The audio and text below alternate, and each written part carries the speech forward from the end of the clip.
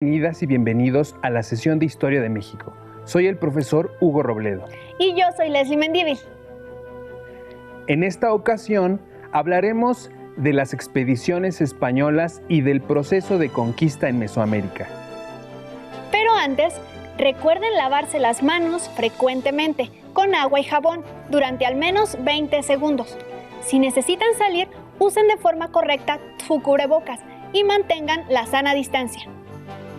El propósito de esta sesión es analizar el proceso de conquista de Mesoamérica desde la llegada de los españoles hasta la caída de Tenochtitlan.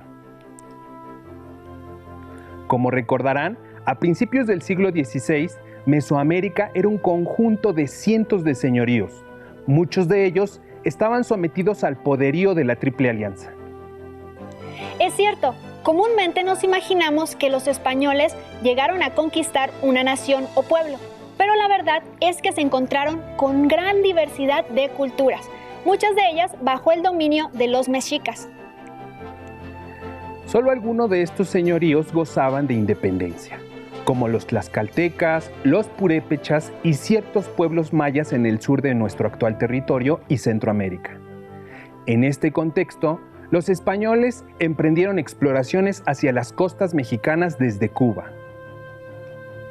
¿Recuerdan quiénes fueron los dos primeros exploradores españoles que llegaron a tierras mexicanas? Claro, Francisco Hernández de Córdoba en 1517 y Juan de Grijalva en 1518. También deben recordar que Hernán Cortés fue el tercer explorador que se adentró a las tierras mesoamericanas con menos de 700 hombres, 11 bergantines, 16 caballos y armas de fuego, según lo descrito por Bernal Díaz del Castillo. Cortés en poco tiempo logró la alianza de señoríos enemigos de los mexicas y logró avanzar hacia Tenochtitlan. Les recomiendo que tengan a la mano una libreta y un bolígrafo para que hagan sus anotaciones. También pueden utilizar su libro de texto para que consulten mapas, imágenes o los temas en particular.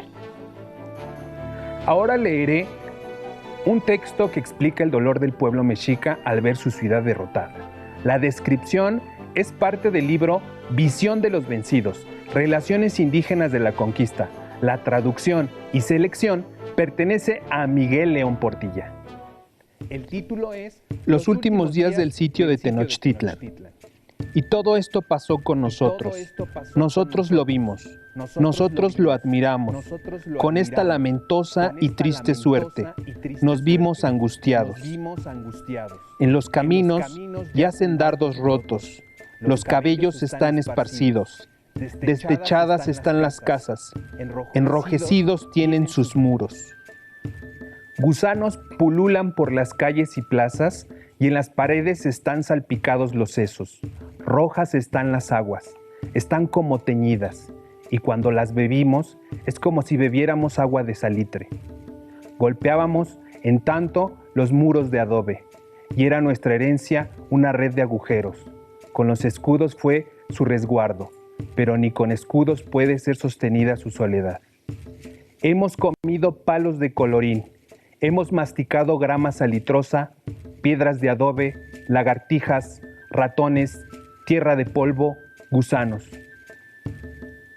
Comimos la carne apenas sobre el fuego estaba puesta. Cuando estaba cocida la carne, de allí la arrebataban en el fuego mismo, la comían. Se nos puso precio del joven, del sacerdote, del niño y de la doncella. Basta de un pobre era el precio solo 2 puñados de maíz, solo 10 tortas de mosco, solo era nuestro precio 20 tortas de grama salitrosa, oro, jades, mantas ricas, plumajes de quetzal, todo eso que es precioso en nada fue estimado. Hasta aquí el testimonio. ¿Qué imágenes surgieron en su mente? ¿Qué sintieron al escuchar esta descripción? ¡Qué texto tan conmovedor, maestro! ¡Qué difícil situación para nuestros antepasados! Debemos considerar que una conquista militar siempre es violenta y supone la imposición de una nueva forma de vivir. El texto anterior comparte lo que nuestros antepasados vivieron con la caída de Tenochtitlan. Ahora les planteo la siguiente pregunta. ¿Cómo fue que un pequeño grupo de españoles lograron conquistar una gran ciudad como Tenochtitlan en la que habitaban miles de personas? Supongo que fue una combinación de factores: las armas de fuego, los animales domesticados, el resentimiento de algunos pueblos en contra de los mexicas y, según recuerdo, también las enfermedades europeas desconocidas para los habitantes de Mesoamérica.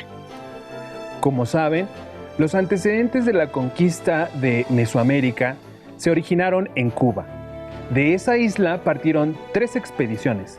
La primera encabezada por Francisco Hernández de Córdoba, la segunda por Juan de Grijalva y la tercera por Hernán Cortés. Uno de los pocos soldados que acompañaron a esos 3 capitanes en esas expediciones fue Bernal Díaz del Castillo, quien relata esas experiencias en su libro Historia verdadera de la conquista de la Nueva España. Con la siguiente diapositiva les explico las 2 primeras expediciones. En la parte superior, primera exploración de Francisco Hernández de Córdoba en 1517. La imagen corresponde a una estatua del explorador. El gobernador de Cuba, Diego Velázquez, envió una tripulación a cargo de Hernández de Córdoba a explorar territorio de ultramar. Cuando los españoles llegaron a la península de Yucatán, se encontraron con los pueblos mayas, quienes los desafiaron haciéndolos regresar a la isla de Cuba. Esta fracasada expedición motivó a los españoles a preparar otra nueva. La parte inferior de la diapositiva se refiere a la segunda exploración por Juan de Grijalva en 1518. Él y su tripulación pudieron explorar más allá de la península de Yucatán hasta llegar al actual estado de Veracruz. En algunas poblaciones no enfrentaron resistencia e incluso los habitantes ofrendaron metales preciosos. Esto motivó que a su regreso a Cuba se preparara otra expedición. Los españoles se convencieron de que tierra adentro existían grandes riquezas. La tercera expedición fue encabezada por Hernán Cortés. En esta diapositiva vemos un retrato de Hernán Cortés, quien partió con su tripulación de Cuba en febrero de 1519. Pasaron por Cozumel, donde rescataron a Jerónimo de Aguilar, un español cuya embarcación había naufragado y que aprendió lengua maya. Por ello se convirtió en el primer intérprete de Cortés.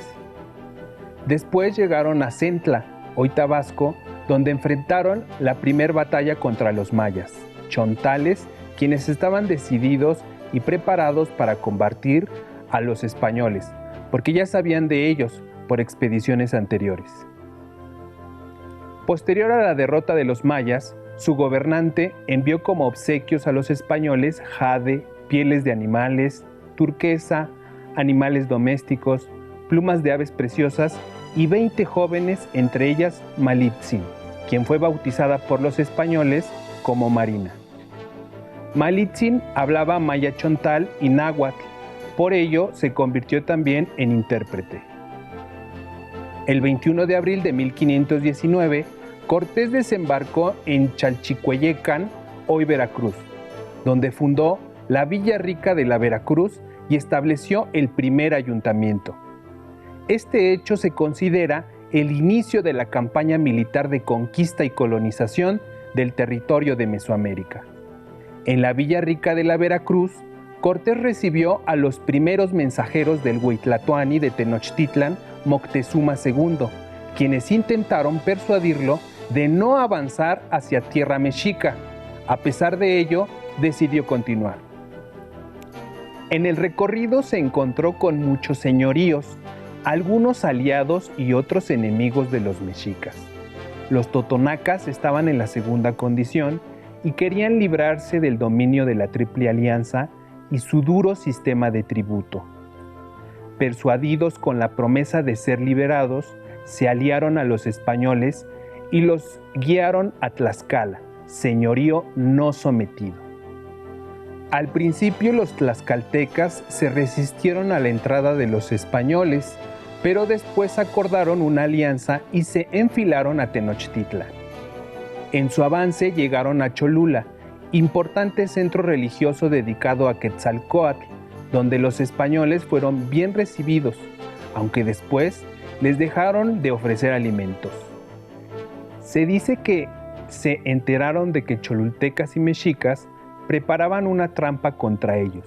Entonces Cortés solicitó una entrevista con los señores de Cholula y les pidió soldados y cargadores porque, según él, partiría a Tenochtitlan al día siguiente. Al mismo tiempo, advirtió a los tlaxcaltecas que se prepararan para el combate. Ahora les compartiré una de las versiones acerca de lo que sucedió en esa reunión preparada por Cortés, según los informantes de Fray Bernardino de Sahagún, descrita en el Códice Florentino y compilada en La Visión de los Vencidos, en versión de Ángel María Garibay. Intrigas contra los de Cholula, pero los de Tlaxcala a tiempo están en guerra. Ven con enojo, ven con mala alma, están en disgusto. Se les arde el alma contra los de Cholula. Esta fue la razón de que le dieran hablillas al conquistador, para que acabara con ellos. Le dijeron: es un gran perverso nuestro enemigo, el de Cholula, tan valiente como el mexicano. Es amigo del mexicano. Pues cuando esto oyeron los españoles, luego se fueron a Cholula. Los fueron llevando los de Tlaxcala y los de Zempoala. Estaban todos en son de guerra. La matanza de Cholula. Cuando se hubo llegado, se dieron gritos. Se hizo pregón.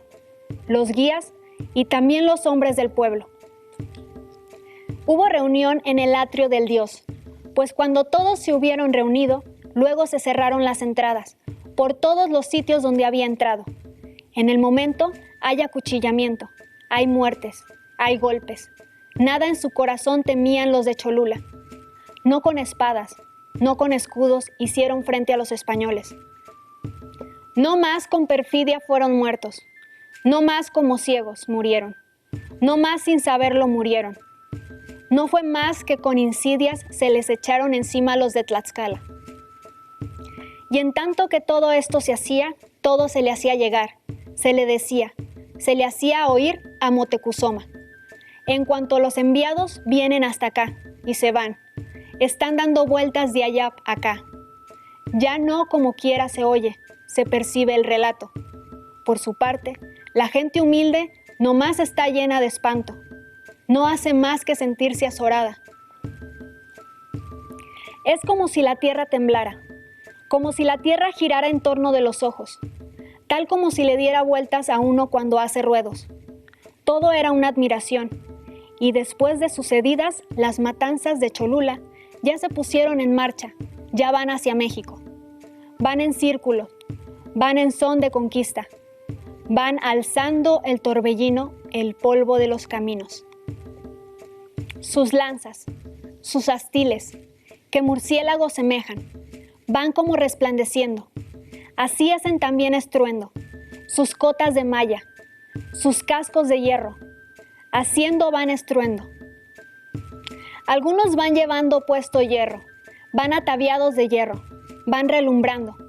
Por esto se les vio con gran temor, van infundiendo espanto en todo, son muy espantosos, son horrendos. Y sus perros van por delante, los van precediendo. Llevan sus narices en alto, llevan tendidas sus narices. Van de carrera, les va cayendo la saliva. Después de la matanza en Cholula, la llegada de los españoles a Tenochtitlan era inminente. Ahora les invitamos a ver un video sobre el encuentro del Tlatoani Moctezuma II y Hernán Cortés. A su llegada a los pueblos costeros del Golfo de México, Hernán Cortés tuvo conocimiento de que tierra adentro se elevaba la capital del gran imperio mexica, al que prácticamente toda la región estaba sometida. Hacia allá se dirigieron tomando poblaciones y logrando hacer aliados a los tlaxcaltecas, enemigos irreductibles de la nación hegemónica. En Tenochtitlan, Moctezuma Xocoyotzin, el jefe supremo o tlatoani, recibió noticias acerca de aquellos desconocidos barbados, de piel blanca, que tenían en el mar unas casas altas como cerros y montaban unos como venados enormes. Pese al desconcierto, les fueron enviados ricos presentes como muestra de consideración. El 8 de noviembre de 1519 se produjo la primera entrevista de Moctezuma con Cortés. Ocurrió en la calzada de Iztapalapa, que unía la ciudad con la ribera sur del lago de Texcoco. Era el encuentro entre un soberano cuya figura estaba casi divinizada y un gentilhombre aventurero que había cruzado el océano en busca de fama y fortuna, que, según dijo, era emisario de otro gran monarca, Carlos, el rey de España. Se sabe que Cortés intentó abrazar amistosamente al tlatoani, pero los servidores se lo impidieron. Su señor era intocable. La comunicación fue posible gracias a que Malintzin, o Doña Marina, traducía del náhuatl al maya, y el soldado Jerónimo de Aguilar del maya al castellano. Los meses siguientes significaron el principio del fin para Moctezuma II, para el orden social e inclusive el cósmico. Las crónicas dicen que la aparición de los españoles fue interpretada como el regreso del venerado Quetzalcóatl, pero también es posible que aquello fuera una invención posterior para consolidar la idea de una pronta actitud de sumisión y pasividad por parte de Moctezuma. Sea como fuere, aunque con respeto a su rango, Moctezuma II fue tratado paulatinamente como prisionero o rehén en su propia ciudad. Durante una ausencia de Cortés, uno de sus capitanes, Pedro de Alvarado, pretextando traición y amenaza, perpetró una matanza a sangre fría en la plaza del Templo Mayor mientras se realizaba una ceremonia religiosa. Cientos de indígenas murieron. A su regreso, Cortés encontró a los habitantes en pie de guerra. Hay más de una versión sobre la muerte de Moctezuma Xocoyotzin. La más conocida dice que recibió pedradas de su gente cuando trataba de calmar los ánimos bélicos desde una terraza. Otra asegura que los españoles lo asesinaron. En todo caso, el gran señor había perdido la autoridad. Para los españoles había dejado de ser útil, para su pueblo había dejado de ser intocable. Hernán Cortés y sus hombres tuvieron que huir apresuradamente durante la llamada Noche Triste. Les tomó un tiempo prepararse junto con sus aliados tlaxcaltecas para la batalla final. México Tenochtitlan se rindió el 13 de agosto de 1521.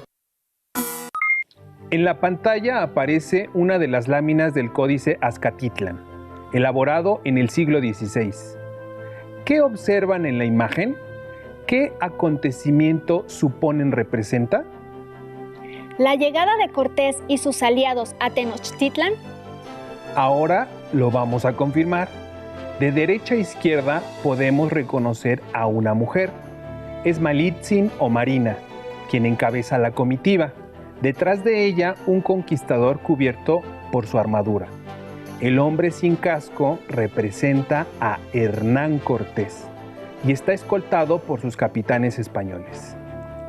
Es notoria la presencia de un hombre negro, probablemente traído de Cuba, y puede ser el mozo que lleva el freno del caballo.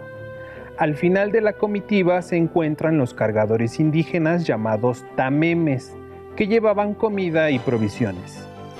En síntesis, esta imagen representa la entrada de Hernán Cortés a Tenochtitlan, en noviembre de 1519, antes del encuentro con Moctezuma II.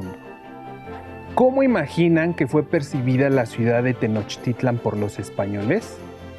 Supongo que no podían creer lo que sus ojos veían. Leamos la descripción de Bernal Díaz del Castillo que hace de esta ciudad vista desde la calzada de Iztapalapa. Dice así: y de que vimos cosas tan admirables, no sabíamos qué decir, o si era verdad lo que por delante parecía, que por una parte en tierra había grandes ciudades, en la laguna otras muchas, y veíamoslo todo lleno de canoas, y en la calzada muchos puentes de trecho en trecho, y por delante estaba la gran Ciudad de México. Ahora les invito a que nos acompañen a ver el segundo video titulado Tenochtitlan cae. Adelante.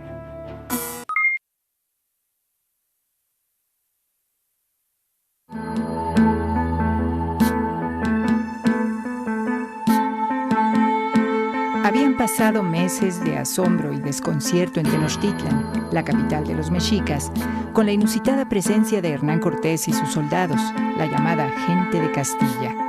Meses de confusión y quebranto del orden milenario del mundo, de afrenta a los dioses protectores. Moctezuma Xocoyotzin, el Hueytlatoani, la suprema figura del poder, vivía ya como prisionero. Aquellos desconocidos a caballo no eran seres sobrenaturales, eran hombres armados con intención de tomar botín.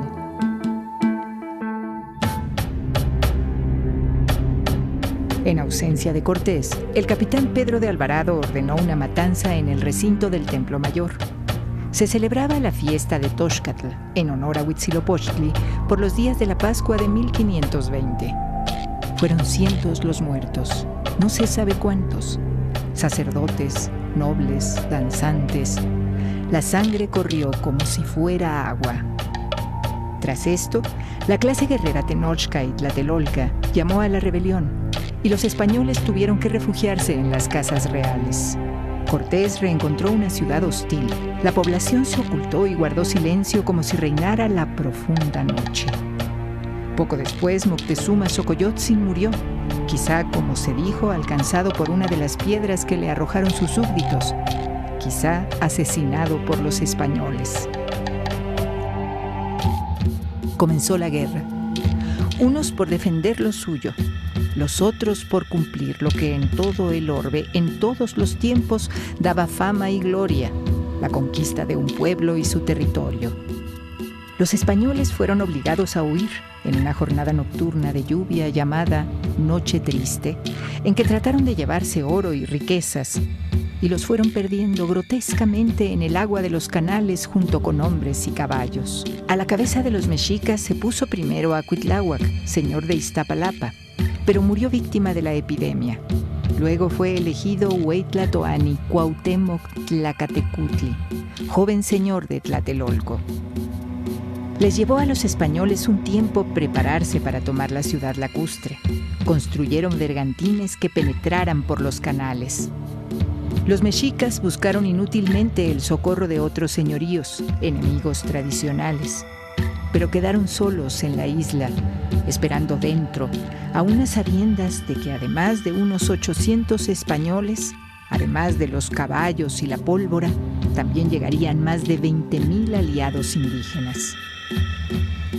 El asedio a Tenochtitlan y Tlatelolco duró unos 75 días. Y los tlatelolcas les hicieron resistencia allí, en Soquiapan, desde sus barcas. Hambre y horror. Estruendo de gritos, tambores y fuego. El hedor de los cadáveres se hizo insoportable. Cuauhtémoc fue tomado prisionero en una canoa.